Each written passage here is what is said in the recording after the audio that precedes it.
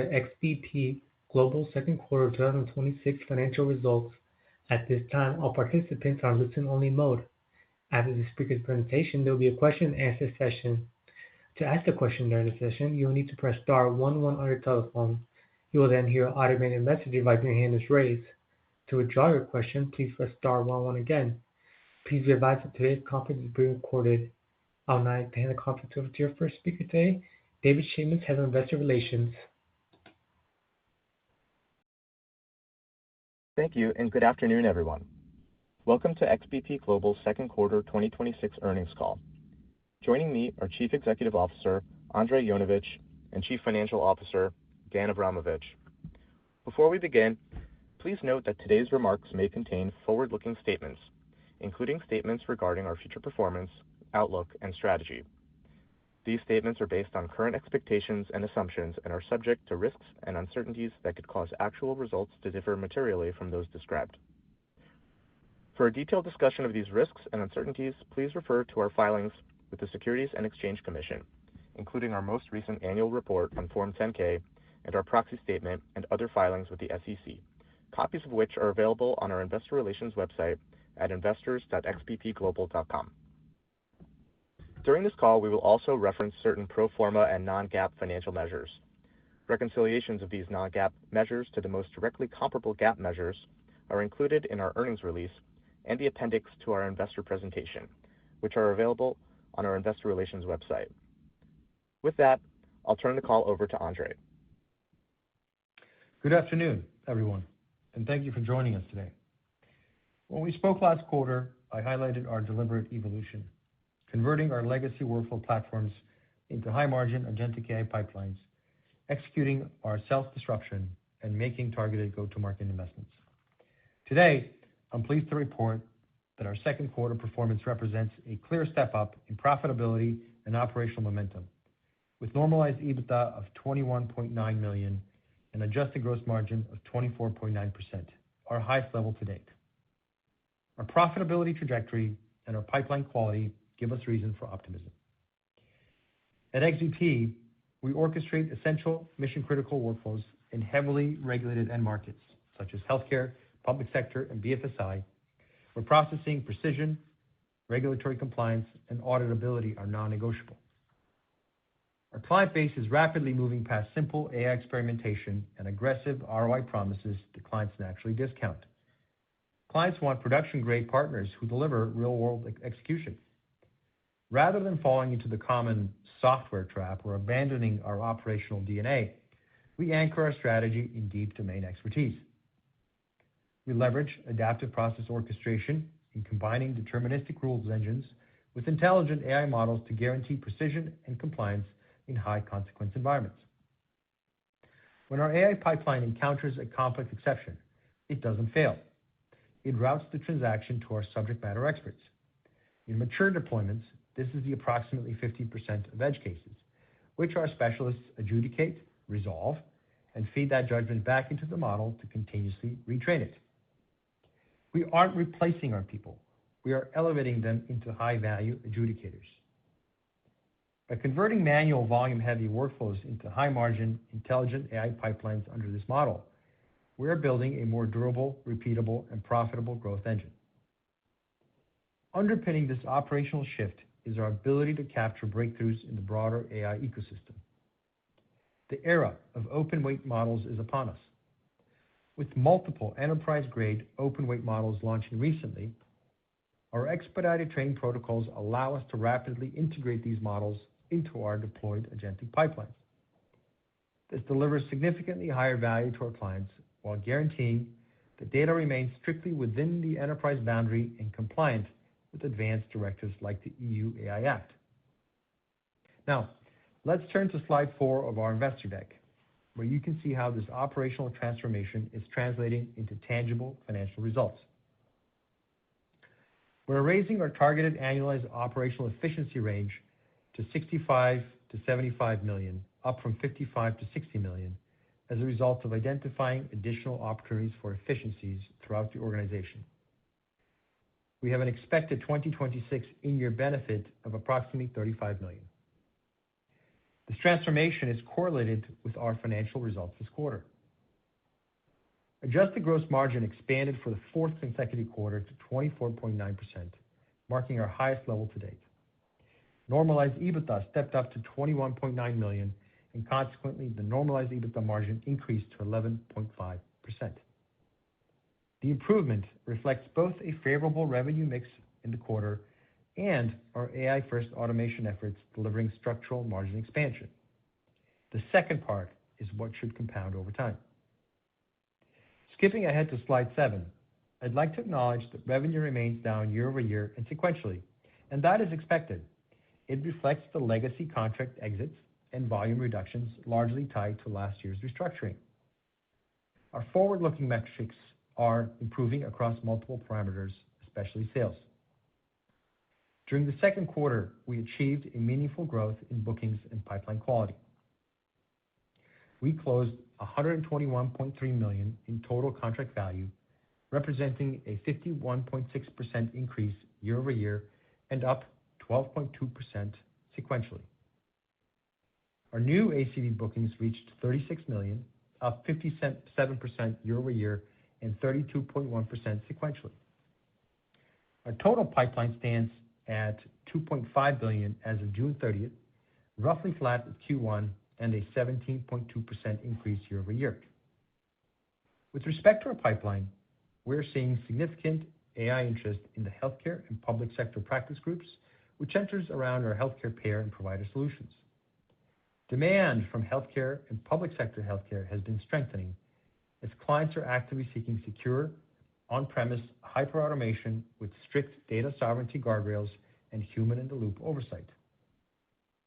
Despite strengthening public sector healthcare demand, the timing of overall public sector contracts is volatile, primarily as a result of geopolitical uncertainty. To highlight how AI interest translates to enterprise deals, we recently won a deal that will deploy agentic AI infrastructure to manage the maintenance lifecycle for a global airline fleet. Every maintenance item will be vectorized and stored in a private vector database inside the client's private cloud. Our agentic solution will manage data access, allowing seamless reproduction of records when aircraft go off lease or are sold. This is an example of turning data into a private, secure cloud with strict enterprise controls, which can be replicated across the airline industry. In short, we feel that our current strategy is working. We're building a high-quality, repeatable growth engine and applying automation into the way we operate, which should positively reflect in our results in the coming quarters. With that, I will now turn the call over to Dan Avramovich, our CFO. Thank you, Andre, and good afternoon, everyone. As in previous quarters, my comments will primarily focus on pro forma results to evaluate our operational performance on a comparable, apples-to-apples basis. Starting on slide 9, total revenue for the quarter was $191.3 million, down 14% year over year on a pro forma basis. This decline remains consistent with expected client exits and volume reductions associated with legacy contract restructuring. On a consolidated basis, our reported gross margin was 21.5%, which was up 80 basis points from a year ago.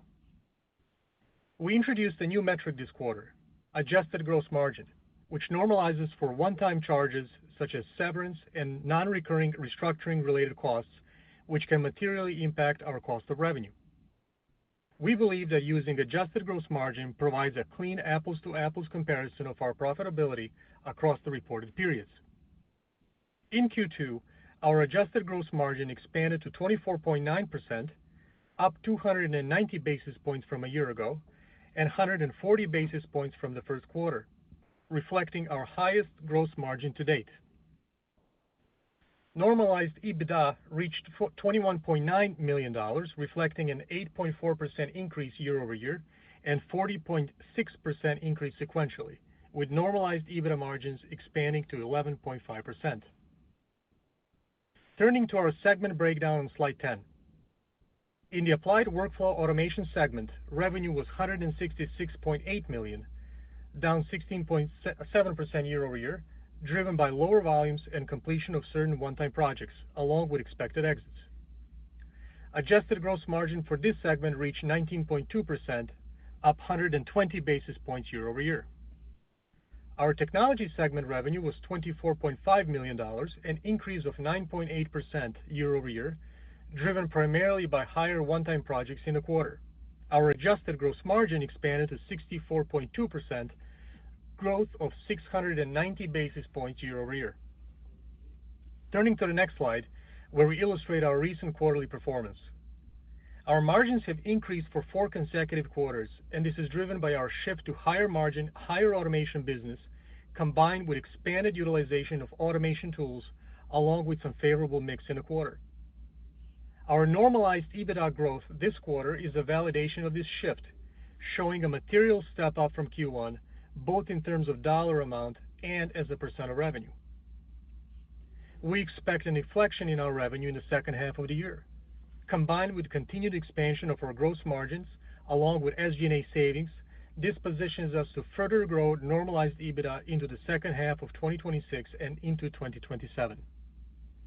Moving to slide 12, we continue to project an approximate 20% workforce reduction by the end of the year relative to the year-end 2025, and our updated efficiency target currently stands at $65 million to $75 million in annualized run rate efficiencies. The increase versus last quarter was primarily driven by non-payroll initiatives, including third-party vendor savings. I will now hand the call back to Andre for closing remarks.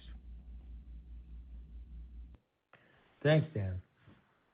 Turning to slide 13, I want to emphasize the long-term impact of our AI operating model on labor productivity. As I talked about it last quarter, legacy business process services operated under a headcount-dependent framework. Today, XBP Global is leading the peer group in labor efficiency. Driven by our AI-first transformation, our revenue per employee grew to approximately $89,000, up from $82,000 last quarter. We continue to project that our revenue per employee will approach $100,000 by year-end, which meaningfully exceeds our peer group average of roughly $60,000 per employee, proving that our transition to high-margin automated execution is taking firm hold. On slide 14, one thing I really want to emphasize is our low client concentration. Our top 10 clients represent only 34% of our revenues. Additionally, we're diversified across client verticals, which is a natural hedge for us, and our average client tenure among the top 25 clients is around 15 years. Skipping ahead to slides 15 and 16, as I mentioned earlier, we've seen positive momentum in our bookings and the overall pipeline health. Our new and total bookings continue to tick higher, and the breadth of our opportunities remains diversified across industries. In closing, our profitability trajectory has inflected positively, driven by expanded use of AI and automation tools, which have led to our highest adjusted gross margins to date. Our commercial momentum is solidifying, backed by a stable $2.5 billion pipeline and strengthening in the late-stage pipeline. Our focus remains firmly on value over volume, building upon relationships with our clients to deliver the outcomes they need while ensuring we deliver the expected margin profile to our shareholders. Finally, with respect to our strategic alternatives process, which we announced last quarter, we have engaged a financial advisor. We will provide updates on this as appropriate. I'd like to thank our dedicated team for their continued efforts, and with that, I'll turn it over to the operator to open up Q&A. Operator? Thank you. At this time, we'll conduct a question and answer session. As a reminder, to ask a question, you'll need to press star 11 on your telephone and wait for your name to be announced. To withdraw your question, please press star 11 again. Please stand by while we compile the Q&A roster.